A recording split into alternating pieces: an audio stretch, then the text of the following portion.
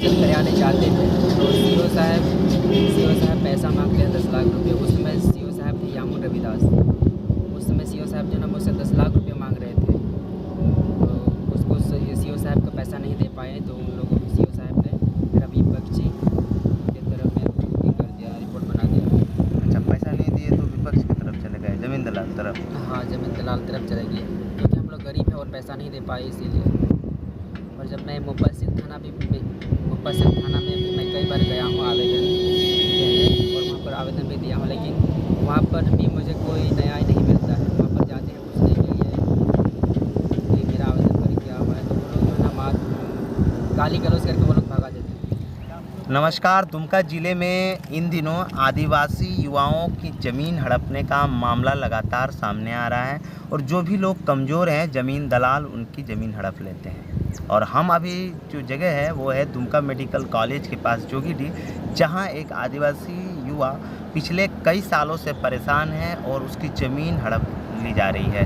ज़मीन दलालों की नज़र इसकी ज़मीन पर है, जिस कारण ये काफ़ी परेशान है, और जिला प्रशासन, ब्लॉक, अंचल कार्यालय, एसपी ऑफिस, थाना, सभी जगह ये लोग चक्कर काट रहे हैं। लेकिन पूरा परिवार परेशान है इसका, और इसे कहीं से भी प्रशासन की ओर से मदद नहीं मिल रही है। तो चलिए हम लोग जानते हैं कि पूरा मामला क्या है। ये बताइए कि आपका नाम क्या है, आपका घर कहाँ है, और पूरा मामला जो ज़मीन से जुड़ा हुआ है जिससे आप परेशान हैं, क्या मामला है? मेरा नाम है धर्मलाल मुर्मू और मैं जोगीडीह गांव का रहने वाला हूँ। ये मामला है कि कुछ बिचौलिया दलाल सब एक वृद्ध महिला को उसको आगे करके उसका फर्जी दस्तावेज़ बनवा करके मेरा ज़मीन को दावेदारी करा रहे हैं, और दावेदारी कर हड़प कर वो लोग बेच रहे हैं। तो ये जो ज़मीन आपकी है, हड़प रहे हैं, कहाँ पर है, कितना ज़मीन है, और कौन हड़प रहा है इसको? यह ज़मीन रिंग रोड बाईपास के पास है, और लगभग ज़मीन होंगे 25 कट्ठा लगभग होंगे या उससे ज़्यादा ही है।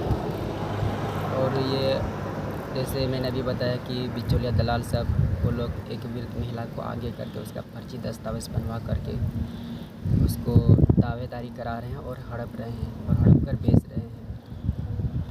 और ये बिचौलिया दलाल सब कई जगह के कई लोग हैं। बिचौलिया दलाल सब सागबाड़ी के सागेन मुर्मू हैं, पदों के राजकुमार मरांडी, पदों के सिद्धान मरांडी, पदों के सुबान हस्ता, बागलुबी के अगस्टिन हेमरोम, गिदनी के सुतीलाल मुर्मू, गिदनी के सागेन मुर्मू, और साबलपुर के सेकेंड टूडू, और भी बहुत कोई हैं, बहुत जगह के लोग हैं, बहुत। और मेरे गांव के भी सुनील हस्ता, सुभाष मुर्मू, और भी बहुत दलाल जो सब। ज़मीन दलाल हैं, जब आपकी ज़मीन है और ये लोग हड़प रहे हैं, तो आप पुलिस के पास गए थे? हाँ, पुलिस के पास भी गए थे, लेकिन पुलिस मेरा कोई भी काम नहीं कर रहे हैं। 20 फरवरी 2023 को मेरे साथ मारपीट हुआ उसी ज़मीन पर, उसमें भी मैं आवेदन दिया हूँ। उस आवेदन पर अभी तक कोई कार्रवाई नहीं हुआ है, और इसके बाद भी और इसके पहले भी मेरे साथ कई बार मारपीट हुआ है, लेकिन उसमें भी मैं कई बार आवेदन दिया हूँ, लेकिन कोई जांच कार्रवाई नहीं हुआ है, और कोई भी कार्रवाई नहीं होता है। मेरे हरियाणा जाते थे तो सीओ साहब पैसा मांगते हैं 10 लाख रुपये। उस समय सीओ साहब थे यामू रविदास। उस समय सीओ साहब जो ना मुझसे 10 लाख रुपये मांग रहे थे, तो उसको सीओ साहब को पैसा नहीं दे पाए, तो उन लोगों सीओ साहब ने रवि बख्शी की तरफ में कर दिया, रिपोर्ट बना दिया।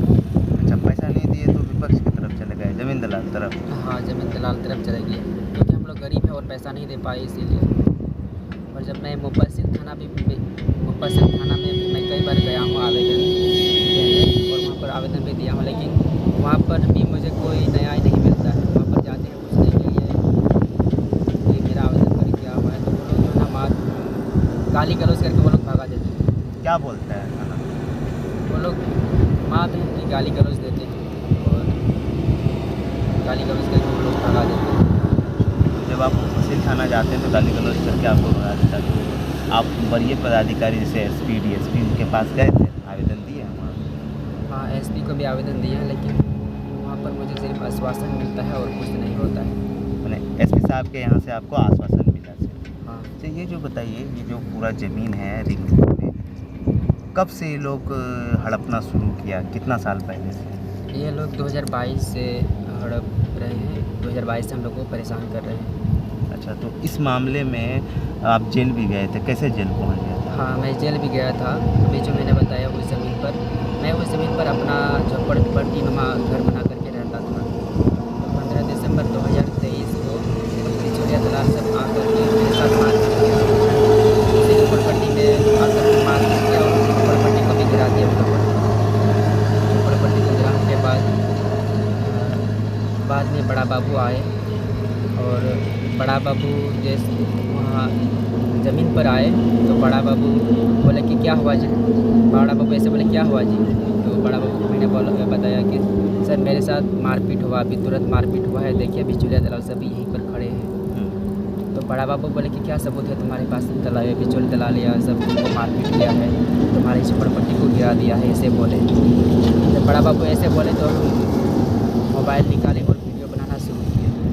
तो वीडियो मुझे बनाने नहीं दिया। बड़ा बाबू के साथ एक आए थे, अब ऐसा है ना क्या है, तो वो बोले कि तुम वीडियो नहीं बना सकता है, हम लोगों को यहाँ पर बुलाया है और तुम वीडियो बनाएगा, तुम वीडियो नहीं बना सकता है, ऐसे बोले। तो उसको बोले कि सर मैं आपका वीडियो नहीं बना रहा हूँ और इन बिचौलिया का बना रहा हूँ। सर क्या आप बिचौलिया को इतना प्यार से बोल रहे हैं कि आप यहाँ पर उसको इतना प्यार से बोल रहे हैं, इन लोगों को मना नहीं कर रहे हैं। तो वो बोले इन लोगों के ऊपर हम क्या करेंगे, गोली चलाएंगे, ऐसे बोले। तो ये जो ज़मीन दलाल हैं ये क्या बोलते हैं आपसे? क्या पहले बोले थे कि ज़मीन हमको बेच दो, ऐसा कुछ?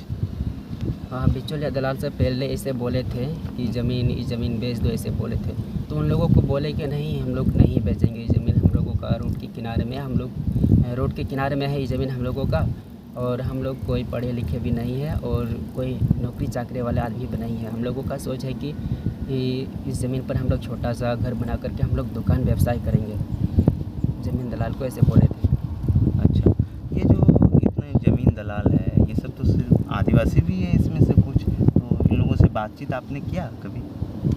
हाँ, इसमें आदिवासी भी हैं और कुछ दूसरे जाति के हैं।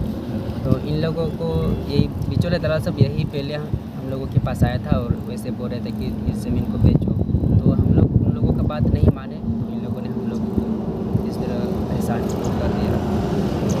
तो अभी जो ज़मीन है वहाँ क्या हो रहा है? ज़मीन पे काम रुका हुआ है या काम चल रहा है?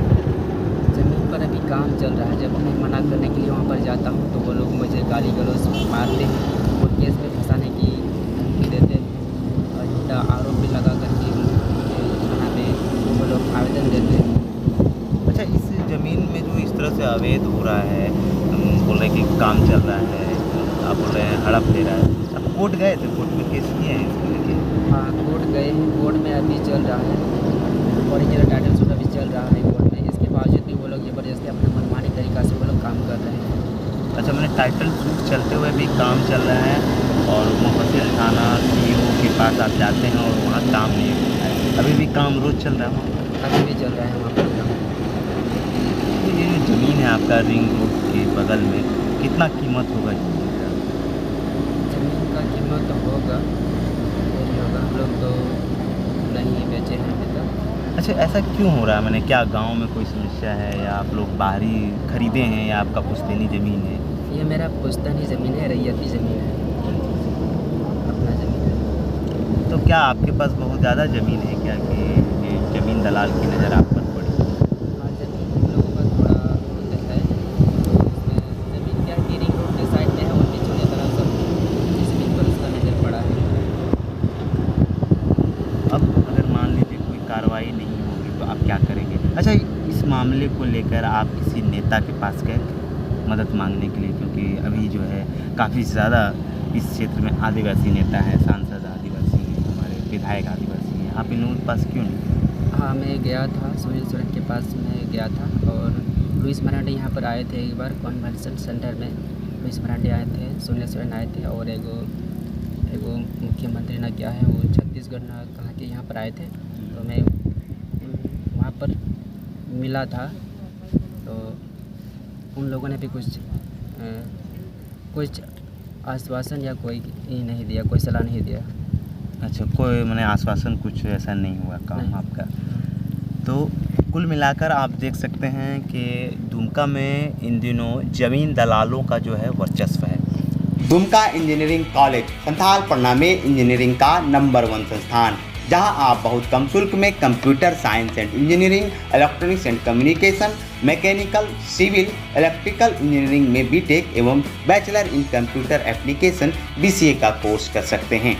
NAC एवं NBA से मान्यता प्राप्त इस कॉलेज में छात्रों के लिए विश्व स्तरीय सेमिनार हॉल, स्मार्ट क्लासरूम, उद्योग उन्मुख प्रयोगशालाएं और कार्यशालाएं, कंप्यूटर के लिए केंद्रीय प्रयोगशाला, केंद्रीय पुस्तकालय, सौर ऊर्जा के साथ 24 घंटे बिजली, खेल का मैदान, उत्कृष्ट कैंटीन के साथ लड़के एवं लड़कियों के लिए अलग अलग छात्रावास की सुविधा, 100% प्लेसमेंट में सहायता देने वाले इस कॉलेज में नामांकन के लिए अभी स्क्रीन पर दिए गए नंबरों पर संपर्क करें।